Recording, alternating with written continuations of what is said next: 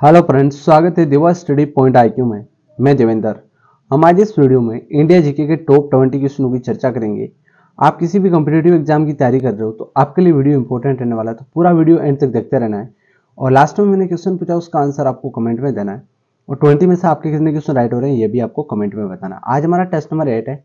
Test number 7 तक नहीं देगा तो चैनल पे इसकी प्ले लिस्ट में जाकर देख सकते हैं। सारे क्वेश्चन इंपॉर्टेंट और सिलेक्टेड है। स्टार्ट करते हैं। पहला क्वेश्चन है, भारत में प्रथम सूती कपड़े का कारखाना कहाँ स्थापित हुआ था?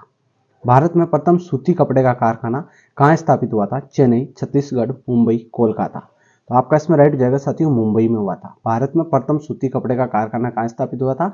मुंबई में स्थापित हुआ था। अगला क्वेश्चन है, भारत के किस नगर को इलेक्ट्रॉनिक उद्योग की राजधानी कहा जाता है? इलेक्ट्रॉनिक उद्योग की राजधानी कहा जाता है?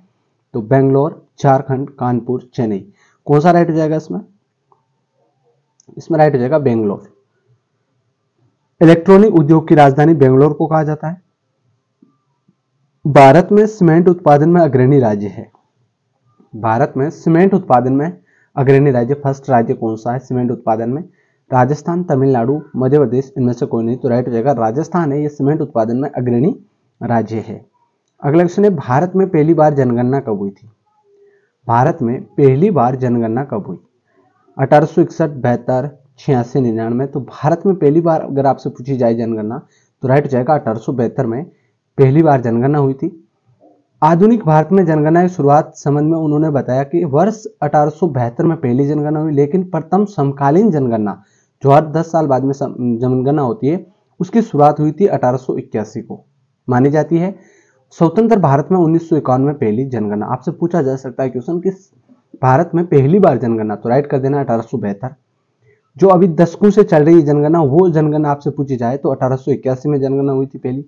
और आजाद होने के बाद में, भारत आजाद होने के बाद में जनगणना आपसे पूछी जाए तो 1951 में भारत आजाद होने के बाद में पहली जनसंख्या हुई थी, जनगणना हुई थी जनसंख्या की। तो ये सारी बातें आपको ध्यान होनी चाहिए, इंपॉर्टेंट क्वेश्चन है। अगले क्वेश्चन है, भारत का सर्वाधिक नगरीकरण वाला राज्य। सर्वाधिक नगरीकरण वाला राज्य कौन सा है? तो महाराष्ट्र, गोवा, गुजरात, पश्चिम बंगाल। तो राइट हो जाएगा साथियों इसमें गोवा है, ये सर्वाधिक नगरीकरण वाला राज्य है। अगला क्वेश्चन है, भारत में सबसे कम लिंगानुपात वाला राज्य है। भारत में सबसे कम लिंगानुपात वाला राज्य कौन सा है? तो राइट हो जाएगा नीलगिरी, हरियाणा, मिजोरम, राजस्थान। तो राइट हो जाएगा हरियाणा है, ये सबसे कम लिंगानुपात वाला राज्य है, सबसे कम लिंगानुपात वाला राज्य। और सबसे अधिक लिंगानुपात वाला राज्य कौन सा है? तो केरल राइट हो जाएगा। भारत की सर्वाधिक बड़ी जनसंख्या, भारत की सर्वाधिक बड़ी जनसंख्या गोंड, भील, संताल, थारू। तो सर्वाधिक बड़ी जनसंख्या कौन सी है? तो राइट हो जाएगा गोंड है, ये सबसे बड़ी जनजाति है। भारत की सर्वाधिक प्राचीन लिपि, भारत की सर्वाधिक प्राचीन लिपि कौन सी है? सिंधी, खरोष्टी, ब्राह्मी, प्राकृत। तो आपका राइट हो जाएगा साथियों ब्राह्मी लिपि, ये भारत की सर्वाधिक प्राचीन लिपि है। भारतीय गेंडे कहां पाए जाते हैं? भारतीय गेंडे कहां पाए जाते हैं? कार्बेट राष्ट्रीय उद्यान, गिर वन अभ्यारण्य, कान्हा राष्ट्रीय उद्यान, काजीरंगा अभ्यारण्य में। तो भारतीय गेंडे काजीरंगा अभ्यारण्य में पाए जाते हैं। यहाँ पर आप देख सकते हैं काजीरंगा राष्ट्रीय उद्यान भारत के असम राज्य में स्थित है। किस राज्य में स्थित है? असम राज्य में स्थित है। काजीरंगा राष्ट्रीय उद्यान एक सींग वाले गेंडों के लिए प्रसिद्ध है। काजीरंगा राष्ट्रीय उद्यान एक विश्व धरोहर स्थल है। काजीरंगा राष्ट्रीय उद्यान एक टाइगर रिजर्व है और इसमें हाथी, जंगली भैंसे, दलदली हिरण आदि जानवर इसमें रहते हैं काजीरंगा अभ्यारण्य में। और है कहां पर? ये असम में है और ये गेंडों के लिए प्रसिद्ध है। भारत का सबसे प्राचीन भूखंड, भारत का सबसे प्राचीन भूखंड कौन सा है? तो आपका राइट हो जाएगा साथियों प्रायद्वीपीय पठार। प्रायद्वीपीय पठार भारत का सबसे प्राचीन भूखंड है। निम्नलिखित में से कौन सी चोटी भारत में स्थित नहीं? कौन सी चोटी जो भारत में स्थित नहीं है? केटू, कंचनजंगा, माउंट एवरेस्ट, नंदा देवी। तो कौन सी चोटी जो भारत में स्थित नहीं है? तो राइट हो जाएगा माउंट एवरेस्ट है, ये नेपाल में स्थित है। कहां पर है? नेपाल में है, ये भारत में स्थित नहीं है। यहाँ पर क्या क्वेश्चन पूछा, कौन सी चोटी? हिमालय की ये सभी चोटियां हैं, हिमालय की ऐसी कौन सी चोटी जो भारत में स्थित नहीं है? तो वो है माउंट एवरेस्ट, ये नेपाल में है। केटू, कंचनजंगा, नंदा देवी ये सब क्या भारत में स्थित है। भारतीयों के लिए सिल्क मार्ग किसने आरंभ किया? भारतीयों के लिए सिल्क मार्ग किसने आरंभ किया? अशोक, फायन, कनिष्क, हर्ष। तो कौन सा राइट हो जाएगा? इसमें आपका राइट हो जाएगा साथियों कनिष्क ने सिल्क मार्ग आरंभ किया। इंडियन स्टैंडर्ड टाइम और ग्रीनविच मीन टाइम में कितने समय का अंतर है? इंडियन स्टैंडर्ड टाइम और ग्रीनविच मीन टाइम में कितने समय का अंतर? इंपॉर्टेंट क्वेश्चन है, वेरी वेरी इंपॉर्टेंट क्वेश्चन, बार बार पूछा जाता है, तो आपको याद कर लेना 5.5 घंटे का इसमें अंतर है इंडियन स्टैंडर्ड टाइम और ग्रीनविच मिनट टाइम में, ठीक है, 5.5 घंटे, 5 घंटे 30 मिनट का इसमें अंतर है। भारत के किस राज्य में विश्व का सबसे बड़ा थोरियम भंडार है? राज्य में विश्व का सबसे बड़ा थोरियम भंडार किस राज्य में? आंध्र प्रदेश, असम, कर्नाटक, तमिलनाडु। तो आपका इसमें राइट हो जाएगा साथियों आंध्र प्रदेश से ये थोरियम का सबसे बड़ा भंडार है। कौन सा वार्षिक मेला ऊंट के व्यापार के लिए प्रसिद्ध है? कौन सा वार्षिक मेला है जो ऊंट के व्यापार के लिए प्रसिद्ध है? कुंभ मेला, सूरजकुंड मेला, पुष्कर मेला, सोनपुर मेला। तो आपका राइट हो जाएगा पुष्कर मेला। ये है कहां पर? अजमेर राजस्थान में है पुष्कर, वहां पर पुष्कर मेला लगता है। ऊंट के व्यापार के लिए प्रसिद्ध मेला है पुष्कर मेला, अजमेर राजस्थान में ये लगता है, ठीक है। अगला क्वेश्चन है निम्नलिखित में से कौन राज्य जिससे होकर कर्क रेखा गुजरती है? कौन सा राज्य इन ऑप्शनों में से जिसमें से कर्क रेखा गुजरती है? बिहार, झारखंड, हिमाचल प्रदेश, उत्तर प्रदेश। कौन सा राइट हो जाएगा साथियों? इसमें आपका राइट हो जाएगा साथियों झारखंड से होकर गुजरती है।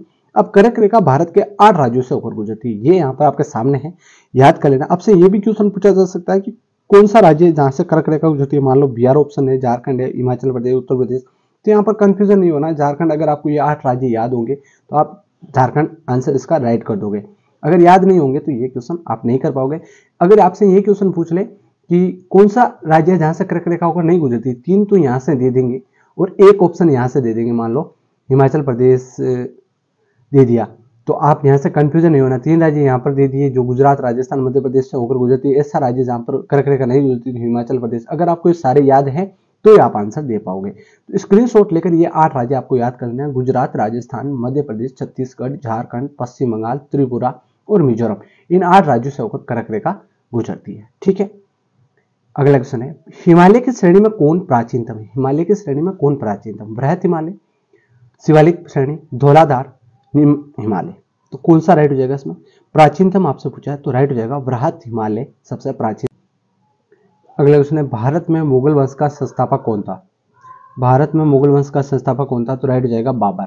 बाबर ने मुगल वंश की नींव रखी थी भारत में। पानीपत का प्रथम युद्ध 1526 में पानीपत का प्रथम युद्ध बाबर ने जीतकर मुगल वंश की यहाँ पर नींव रखी थी। तो मुगल वंश के संस्थापक बाबर है। खानवा और घाघरा का युद्ध किस मुगल शासक ने लड़ा? खानवा और घाघरा का युद्ध किस मुगल शासक ने लड़ा? तो आपका राइट हो जाएगा साथियों बाबर ने। किनके खिलाफ लड़ा, कब लड़ा, यहाँ पर आप पूरी डिटेल पढ़ सकते हैं। दोनों युद्ध इंपॉर्टेंट है, यहाँ से क्वेश्चन पूछा जाता है। तो खानवा का युद्ध 16 मार्च 1527 को आगरा से 35 किलोमीटर दूर खानवा गांव में बाबर एवं मेवाड़ के राणा सांगा के मध्य लड़ा गया था। पानीपत के युद्ध के बाद बाबर द्वारा लड़ा गया दूसरा बड़ा युद्ध था। तो इसमें ये खानवा का युद्ध 1527 में किसके मध्य? बाबर और महाराणा मेवाड़ का राणा सांगा के मध्य ये युद्ध हुआ था, ठीक है।